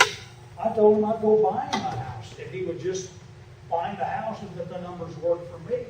But that's the problem. Tenants don't buy houses that work for the landlord. They buy a pretty house on the block and they don't have a clue. I done the same thing with a lady that I just lost about a year ago. She wanted to put her daughter in Blue Spring School. I told her, I said, well, Shonda, find a house out there. I'll go buy it. I'll put you in it. I mean, she's textbook, man. She's one of the few people I have that actually had a bank account. First bank account customer I've had ever. I've never had a tenant with a bank. No, I had one other guy. that had a bank account. I mean, that's just the way it was. But anyway, I don't know where I'm going. But don't be in a hurry to buy nothing, because man, what's a good deal today is a good deal tomorrow. And if it ain't a good deal today, if you don't get it today, so what, man? My God, we got a glut of properties on the market. For everybody. You get emotional side, they'll get emotional involved in the house. Buy it at a time. But give me a call, we'll get together. Now, we talked earlier, give me a call, we'll get together. All right, so, thank you. And if I could address Teresa's question there, this is a numbers game. Anybody up here will tell you, before they get a deal, they've made a ton of offers. I mean, yeah, you just keep I've been doing it, making offers, you know? 10 offers a day. So here's what comes into play with that is confidence. So I don't know you personally or where you're at, what you've done or anything, but I've seen this in different partners that I've had that have less experience. When I go to a deal and they don't, how do I say this? They don't exude the confidence of, like, I'm going to make this $50,000 offer and I know that I've got that in the bank. You know, when I tell you, someone paid you $50,000 for this house, you can say it with confidence to where they actually think, yeah, you know, you do have the $50,000 and I need that cash even though it's discounted. You know what I'm saying? So bring that confidence level, and that's something that comes with time. So once you do get your first deal, you know, I think that'll that's like an icebreaker. Yeah, that's what I'm thinking too. So let me ask you this too, where are you making offers, on the MLS or these leads that you produce? Or? Mostly MLSs. I think had a short sale, in the process of getting, Okay. so I thought, then I gotta resell that. So and your intention is to strictly to wholesale, you want to find an end buyer to close on that deal? Yeah, deal is signing. So what you're doing right now is very difficult on the MLS. Yeah. I'll tell you that right now. It is. Because here's what's going on. There's a lot of private equity is coming to Kansas City. So basically different hedge funds are coming and buying properties at prices that we don't buy at as a buyer, as investors, because they have a completely different business model than we do. They're buying strictly off of cash flow, and we're looking at like that end number, right? We have to have, especially if you're a wholesaler too, you've got to go out and you've got to get a better deal than me, right? Because you're going to bring it to me or bring it to some other buyer. Okay, so you have, your competition on the MLS is tremendous. So what I would recommend is finding different avenues of leads, and that's where I find, I would say 80% of my deals is from my own marketing, and I do buy from wholesalers, and I get deals from bird dogs too. So I do a lot of direct mail right now, and if you want some more information on that, I've got a really good program that I can share with you. So direct mail, there's bank signs, there's newspapers, there's lots of different things you can do to have motivated sellers call you. Because I tell you, That's what I'm looking to do, that's what I prefer. Yep. You know, somebody that's motivated to sell, want to move, or whatever their situation is, to call me. And I just kind of. that's the $1 million question. How do you make that happen? Yeah. So I've tested lots of different ways, and I mean you can spend thousands of dollars and not get anything back, you know. But I can give you some advice, I think, and kind of get you in the right direction, at least to get your phone ringing. So, as you mentioned one thing earlier, you drive all over Kansas City. Yeah, Yeah. driving for dollars. Teresa, if you will start looking for people who are looking for wholesalers, there are investors who, that's all they do. They want to buy properties from wholesalers. So the more of those people you will get to know, find out where they're buying, what they're looking for, what they want, and then go driving. We call it driving for dollars. Yeah, absolutely. Based on that bowling for dollars years ago, probably. Anybody remember that bowling for dollars? No. Phone games. Nobody in this. Yeah, I know. I've always said something. For our Driving for dollars. They look for those properties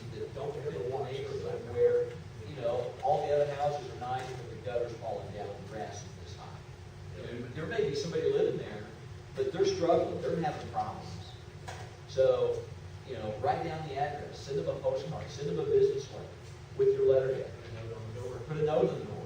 You go knock on the door. You know, just don't try to talk about it and buy and sell the property right there. Just let them know who you are and what you do. And if they're interested in selling, here's my card. And you can have an understanding. So, I mean, there are plenty of avenues out there. Wide knowledge of a item for sale takes away any kind of chance for a bargain. If you know it, and only you, the best thing. If you and the two others know it, great. If you and 200 others know it, it's like it's been on MLS for 2 months, can't be a bargain. At that price. But more succinctly, exposure is the enemy of the investor. Yeah. Never forget that. Right. Yeah. So if you find one, and you found it, nobody else knows about it, now you're in the driver's seat. So much more negotiating power. So I'm a very active buyer right now. I'm buying as many houses that I can get my hands on in Independence, Raytown, and Kansas City, north of Roeland, kind of my three areas. I know Gene buys a lot of houses too. He has a little bit different business model than I do, but if you bring him a good deal, he'll buy. And I know my dad's buying. Let's just give a hand, raise a hand. Who's buying houses right now? Okay, so you have a buyer pool. Scott's back there. He's raising his hand. So I guess that's what I was getting at earlier, is coming up with some type of business plan. It sounds like you are working your business, but that honestly, that's being an entrepreneur. Is we try, we make offers on the MLS. I mean, it's try, fail, try, fail. You're going to fail way more many times than you do succeed. Okay, but successful people never give up. Just because you're working your plan and your plan's not working, it's not bad. All you need is a little bit better plan. So that's a great lesson from the very beginning. So I can tell you, I've spent $7,000 on a Google campaign because pay-per-click is like all the rage, right? You want to be on the internet, you want to have exposure. They can target with certain keywords, so only motivated sellers can see your thing and click on it. That was like a 6-month campaign. I got 2 leads out of 6 months from that campaign. And I couldn't close either one because they had bad tiles. So I can tell you, I spent money on marketing. I know the do's and the don'ts. So I heard the bandit signs really good, and I've tried some of those. there's another city, yeah. Okay, so I do bandit signs. And you get calls from it. And I'm kind of a super aggressive. Like I go all out, right? It's all or nothing. So I hired a guy to put out 250 signs a week for me. And yeah, I get a lot of money. I won't lie to you. I did a lot of, I did wholesale deals, I bought rentals, I did lease options, I bought probate, everything you can imagine. I bought duplexes. Okay, and I also got a $10,000 fine from the city.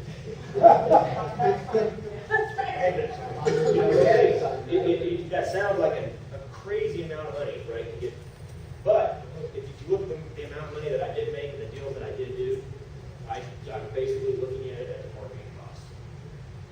Price of doing business, right? So I'm not doing bandit signs anymore, so that's why I'm doing it. But that's what you're going to find that with this business. It's always changing. It changes in a short amount of time, especially like in this turbulent Day-to-day sometimes. Remember Thomas says, you know how many times you tried to make the light bulb before you actually made it? Yeah. So I just showed you what it was about 6 buyers that have cash that are ready to go that want to buy your deals. So what you need to do is tweak your model just a little bit, or come up with a good business plan, right? Figure out where you are financially. You know, you may have a self-directed IRA that you could roll over, and you could buy passive investments and be cash flowing off those, and have that money go back to your IRA for a retirement account. Okay. Honestly, when I started my business, I bought the no money, no credit Charles Carlton Sheets program, you know, back in the day, because that was me. I wasn't a bricklayer. I worked for the union, and I just kind of, you know, I did the 9-to-5 thing. So that's how I started in my business. And I went through the educational process, and really what you have to look at yourself as is a marketer. Okay, you have to be marketing. Not so much a real estate investor, but you have to figure out how to market and market very well. So the better you can do do that, the more deals you're gonna do. So go ahead. I bought a lot of that by writing a check. I did that because I was letting it go over my house. So when being able to write a check and do it right now is very important. And it isn't that hard to get a line of credit on your house. Now you write a check. You can turn this money or whatever. Yeah. Okay, but here's what I'm telling you, yeah, here's what I'm telling you, if you have money, if you don't have a lot of money, it really comes down to your determination and your persistence. So, What do you think of the auction in the courthouse, that kind of thing? yeah, okay, I can tell you my experience with the courthouse stuff is I don't buy houses from the auction. Now, I know a lot of people that are gonna argue against that, and I know you can do good deals. It's the amount of time and effort you want to put into it. That's it. You have to go. I mean, there are some deals, I've gone to some of those. I go to the courthouse sale every year, but I've also gone to the ones on courthouse steps. And, It's burning up to say something. yeah, well, and it's a numbers game. There are deals to be had. I went to an auction where the reserve was 40 grand. Marcus, I called in and told him about it north of the river. And he said, well, yeah, I'll go have it with you. It was raining, it was overcast, and I had to go run a couple of errands. I thought, I don't want to take 40 out. The reserve is 40. And I don't want to make that, so 20. We'll split the deal. So I went on home. And the next day, I was at the courthouse and talking to the recorder of deeds in there. She's the one that actually told me that this auction was coming up. There were so few buyers there, they waived the reserve and sold it for. I mean, it's a numbers game. That would have been a killer deal. It's also a cash game. You gotta have cash or access to. Well, that's true. Yeah, you have to pay cash there. But if you go to enough of those, I happened to be by the courthouse steps walking out, forgot about the sale going on. Normally, there's somebody there representing the bank when they're reading through their process, whatever, because the bank's going to protect their interest. There was nobody there. It was a rainy, overcast day. I like the rain. Yeah, well, sort of. And I stopped and listened for a minute. She got through with her spiel, and there was nobody there from the bank and nobody else to bid on. So she walked away.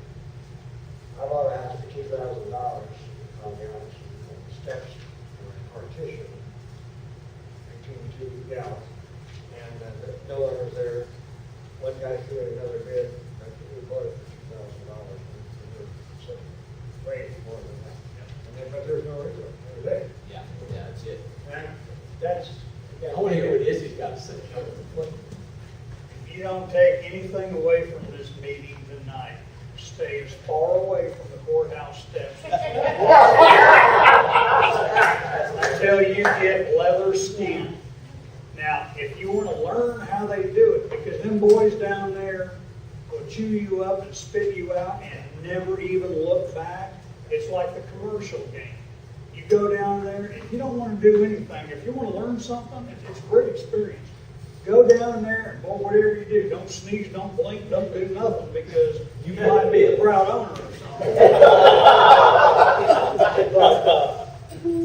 Go down there and watch the way they do it. The same people show up all the time down there. They do. And a lot of deals are made in the bathroom before that auction ever starts. In other words, old Joe over here says, I'd really like to have that house on 13th Street. And old Bob over here goes, okay, but I want this one over here. And if you want to see how it works, watch that movie Store show, that Storage Wars. It's the same thing, man. Now, that's all show and go on TV there, but it's the same thing down there, man. Then people will bid you up, and it's not a game for people that don't. Plus, you got to do your due diligence and know what you're getting into before you ever buy it, because it's not for beginners. It's not for beginners. thing But you at can all. acquire properties that way after you get some experience under your belt and know what you're doing there. Like diligence beforehand, you know what you're getting. And Explain what due diligence is. what due diligence is researching the property. You get a title company to do the title search, and that'll cost you $150. I mean, if you're really seriously interested, you need to know if there's any encumbrances or anything like that on the title. You need to know if there's a mortgage on it. You need to know what the taxes are. That kind of stuff. You can go to the courthouse and see if there's any recorded liens on it. Of course, that'll come in if you pay for a title search. All that will come up in your title search. So, Title search is worth a ton. What do you want to say, Dennis? Just quickly, well, you can't get into property. for 3 years, all I did full time was match up investors that I had in my network with a friend of mine, a wholesaler, that he was one of the handful of serious buyers down there at the courthouse steps downtown KCMO. He would buy 100 to 150,000, or excuse me, 100 to 150 houses a year, but they were almost all in Midtown, South KC, in the anywhere from 5,000 to 30,000, probably most he ever paid. But he would tell me lots of stories about what they would do when they see a newbie come walking up the steps. They're going to teach you a quick lesson. They call it giving your spankies. So don't think Does that answer your question? Yeah. 20 minutes later. Options are a good place. It's where you go to find your buyers and build your buyer list. The active guys are the ones you can be trying to ask for them. Contact with them later and see what they're looking for. So when you find your best buyers, add it on. Don't raise your hand. You find your buyers, and that's what you do for the new deals. Yeah. Would you say most deals are not on MLS then? Absolutely, yeah. The best deals are not listed. Everybody and their brother are on MLS trying to find a deal. So the better you can get at marketing for motivated sellers, the more money you're going to make by hands down. There are people who have advertised a house for sale at a certain price. And they don't have that price. But when somebody calls, they say, well, that's already sold. Can I get your name and number? They can help me, have this money. And that's buying a building, the buyer. The only way to do it. Yeah, it takes time. It takes time. Once you got to figure out how to play the game, though, it's a lot of fun. Do we have any other questions? Go ahead. Talked about the power team, and we talked about, set up a team, everybody on it. On this website, KCIG, is there, under the businesses, is part of that power team located in that businesses section? Do you have recommendations on inspectors, appraisers, title companies, insurance companies? Is that all loaded Yeah, within I this know. website? Okay, as far as like doing that type of stuff, that's because it's going to be different depending on what area you're in. Right. So I like specific things like that, we're not going to make recommendations or do anything like that. Okay. Okay, if you want some good referrals, definitely come talk to us and we can help you out. Okay. But there's also stay away from these type of people. Yeah, we don't really, we blacklist people. Yeah, Really. Here's what you'll find about Right. the real estate community is it's kind of a small, tight-knit group of people. Okay, so if you do shady deals, I can think of a guy right now, you're probably all thinking of, who came to KCIG pretended to be something that he wasn't. And you get a bad reputation, word spreads fast. So the thing is, if you have and I've done this with different people too. If I had a question about somebody, if I wasn't sure if they were being straight up, I'll ask around, and they'll say, yeah, that's a straight up guy. Yeah, ask around. Ask around. Best place to find that information out of talking a one-on-one, if you don't catch somebody here at the meeting, try them Saturday things, because there's a lot of, I've not been there myself, but, I've been to a lot of Saturday breakfasts, and, you get a whole lot more one-on-one with people at something like that than you will. Scott's got a question. I'll wait till he's finished. I'm done. Okay, I think if I could add, you'll find as you network within, let's say, a group like this, you'll find a protective spirit of integrity. There's 4 folks in here that attend a regular breakfast every Wednesday. And it's Vinay and Jean and Ray and myself. You all are welcome to come, especially for the new gentleman right here. We call it real estate mastermind. Now, it's different from some of the masterminds, like I know David is part of a private mastermind. I'm part of a couple private masterminds. But it's an open forum. It's not a membership. And we bring in somebody of the industry every Wednesday to come in and teach. This Wednesday, we have a foundation guy. Now, do we have foundation problems in Kansas City? Absolutely. Yeah. Smells like money. That's what I say when it's a foundation problem. How much and you work the problem, and work the issue. Why I'm telling you that is you'll find that protective spirit that I talked about, we're going to edify doing business with the person that's of positive value and not talk about the person that's of negative value. We're just not even going to go there. Because versus blacklist, we're going to whitelist. Does that make sense? Okay, so that's what happens.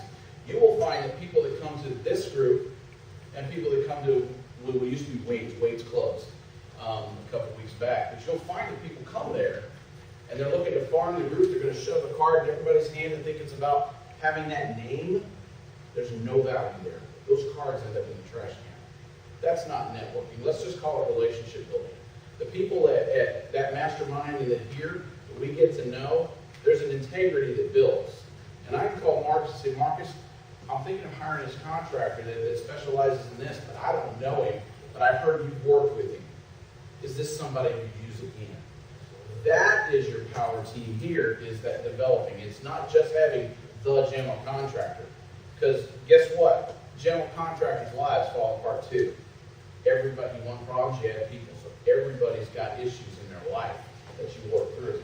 So maybe I would just say, if any of you want to come to that Wednesday breakfast, you're welcome to come. It's not a membership thing, and it's regular. It's every Wednesday. It's a really good group.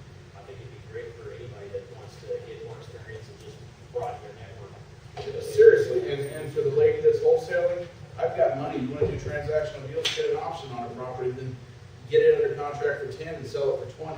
I've got money. You can do that deal right now and get paid. So that's with Investors Choice Funding. The other thing is, I've got a whole buyer's list. You get a deal, bring it to the table. Is that, I mean, fair enough, guys? You know, so that's what it's all about. That is. You mentioned the Saturday Coffee Network. Yes. I mean, you got everybody here. I mean, if you're serious, if you can put your schedule, should come. 10 to do. First Saturday of the month at a different location. It's always on the website where it's going to be, so you know you've got plenty of time to know where it's going to be. But I mean, that's one-on-one. That's what Izzy was talking about. You know, where you get the more one-on-one and you're talking about, you know, how you do this or how's this work, or I've got a deal. It's like, hey, man, I'm looking to buy that area. You know, Scott comes all the time. You know, so I mean, that is part of really being a successful investment. Yeah, so especially you new guys, I know exactly what you're going through. Like anybody up here that's in a real estate business, that we know what it's like. When I started out, It feels a lot of times like you're out there and you're pounding the pavement and you're all alone, right? And like, are there any buyers out there? Or, you know, is somebody who buy this house? So the more you can get involved, the more you can network, the better you're going to be. One of those Wednesday meetings, and a guy had a house, and it was literally across the fence from my house, and I had given the card before, and I didn't call up, and buying the house in my backyard. Now, I have a question for you guys. When is the best time to buy real estate or get into real estate? Anybody? Anytime. Yes, anytime. Anytime. I got into it in 1982. Interest rates, we had guys here in the club buying houses on their credit card, at least, you know, starting the deal anyway. What difference does it make? Still 18%. Okay? Who was it? Was it Bill Gates? Started Microsoft in the 80s, I believe it was, something like that, when the interest rate, and there was a commercial out about that. I don't know much about computers, I don't know anything about it. But anyway, you can, like, in the old days, they were talking about lead-based paint. All right, well, before lead-based paint, it was asbestos. So anytime Dennis was talking about you got to be flexible and move with the market, or Marcus was, every time something comes up, lead-based paint, dude, that's a plus for an investor. Right. You just negotiated that price down further. Buddy, you got lead-based paint.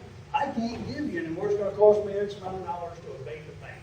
Or molds. Or mold, big one, yeah. Oh, if it's got mold issues, that's cha-ching. Oh, yeah. So, you know, it just, there's always a way. The old adage, take lemonade, make lemons out of it, or whatever. He just likes it.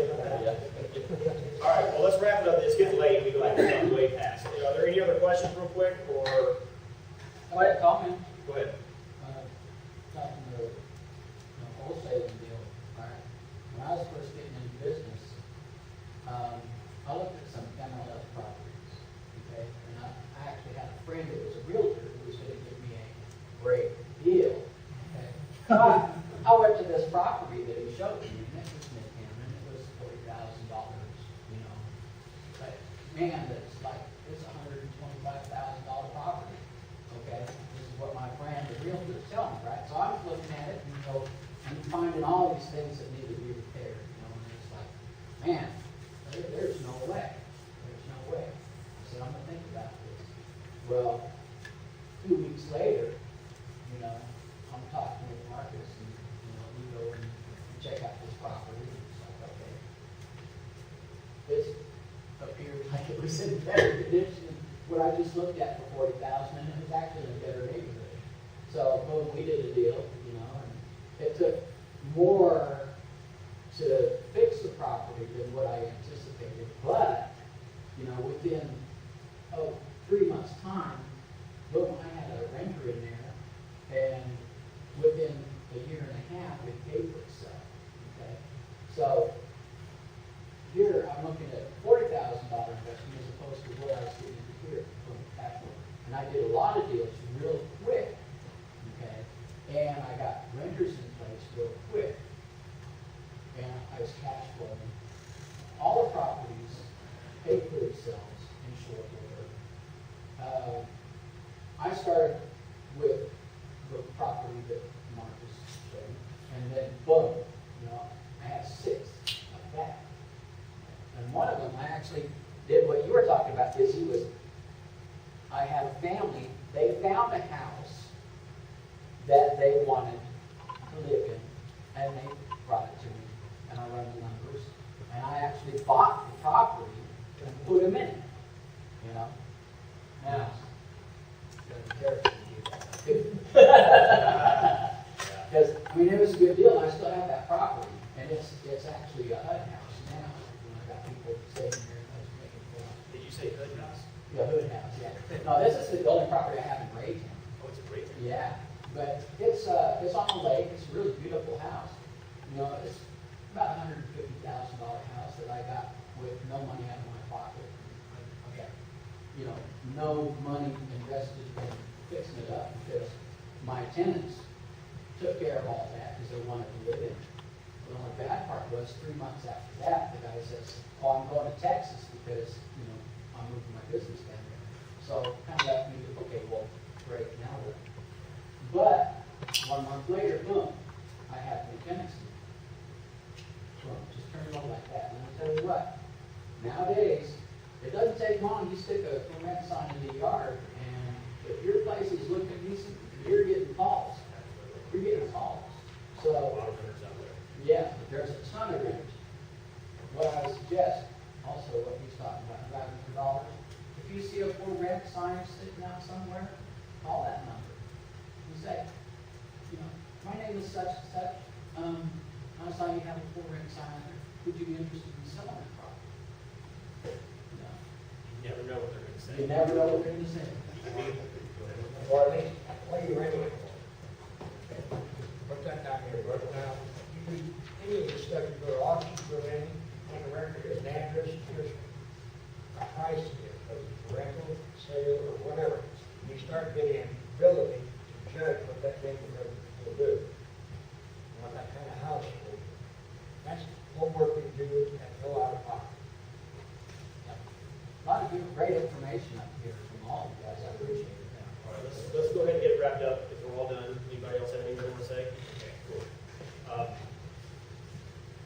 especially for you new people, just take 2 minutes and I'll be done. If you really want to supercharge your business, okay, and that's kind of what I was getting to before, is setting goals, okay? You probably at this stage in your business don't have any idea how important that is, okay? But I always like to give this 30-day challenge, and I know I've done this before, and I do a lot of YouTube videos, and I talk about this a lot, but it can help all you guys out tremendously. Very simple process, and for the next 30 days, get yourself a little business card, blank business card. You can get them anywhere, right? At Hobby Lobby. And set yourself some type of goal. It can be a money goal. It could be buy my first property goal.